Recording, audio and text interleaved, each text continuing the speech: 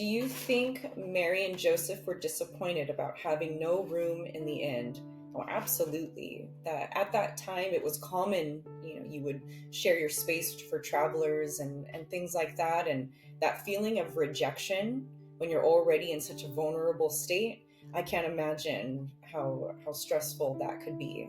The fear of where are we going to go, especially if she was that close to the delivery. And she could probably tell that from things her body was going through. I think she was probably nervous about that and disappointed. I mean, a manger was messy, right? It was dirty and smelly and animals and... You ride all that way on a donkey, you're tired, you're miserable. You would like to have a room, right? But in this case, I would imagine having a baby. I don't think that, or at least knowing she's close to having a baby, I don't think that would have pleased them at all. But I think Joseph was disappointed in different ways because the man is the provider. And I think he probably would have felt really lousy about not being able to provide a good place for her. Knowing that she more than likely is going to have this baby there, the idea of how am I going to do this and keep things as clean as possible, and without the help of other women, because usually the women in the culture come over and help, with that birth, and he was going to have to be her help. I think that would be a lot of pressure and no, I don't think they were happy at all. Thinking that God would have special accommodations or circumstances, or, sometimes we put that expectation on God, hey, I'm doing all this for you, so why? I think both of them would have known that God was going to provide, but sometimes even when we know that, we get frustrated or we get antsy, we get a little impatient because he hasn't shown us how he's going to do that, and we want to see it. We want him to tell us what's going on. That's just a normal human reaction, I would think. If they had it, I don't know, but I would think they would have been disappointed not to have a room. And sometimes we just have to wait and put our trust in him, and I think that's probably what they had to do a lot of. They probably did what most people would do, and that is get to work figuring it out, because no matter how unhappy you are, at some point you have to figure out the solution. I imagine they spent time in prayer, whether individually or together. The government was making them do things, and they didn't have a choice on how they did things. So it's not like they had a lot of control over all that. I imagine that she might have had some tears, because that comes along with disappointment. I think at that point they took control of what they could take control of. But we do know that they persevered. They did what was best for them and this Mary and the birth and the baby. They went apparently from place to place trying to find housing, and they persevered until they were finally able to be blessed with a place to lay their heads. Well, the only thing that they could do, they had to make the best of the situation, and that goes back to just full trust, your all-in attitude with the trust in God's plan. I think Mary was setting a good example for us because she just had to keep trusting God. I think she sets a really good example. I really do. She knew, because the angel had come directly to her, that this was going to happen and that God was going to see it through. He wasn't going to leave her, and he was going to be right there providing everything she needed. He was going to take care of her. She accepted her lot. She embraced it and prepared for it. She found people who were safe, who could help her. And then when push came to shove and she had to go somewhere else to have her baby, they made the best of what they had. This is what I love. Here at the center, we live with the word flow, and I know many do. I think they rode with it. They made the best of the circumstance, acting in great faith that the Lord was well aware of all that was happening, and the Lord was still in control.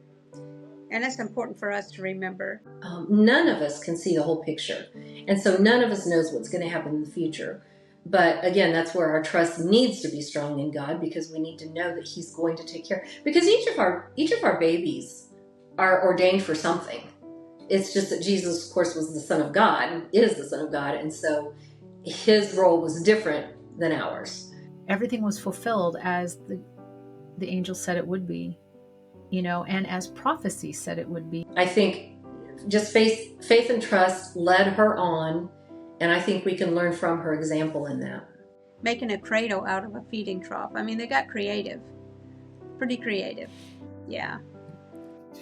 If Mary can do it, so can we, is basically what I get from that. She is the ultimate example for all women, not even those who are pregnant, but even for motherhood. We can look to her. I think that's what the pregnancy centers do with these women, is they come alongside them and they walk them through the process of pregnancy, but also disciple them into the kingdom of God, where their real source and their real strength is and their hope is. I think one of the most powerful things that people can do is pray. I know people think that's not much, but it's really the most powerful thing that people can do. They've got more life to live. And how are they going to live it? With joy and with purpose.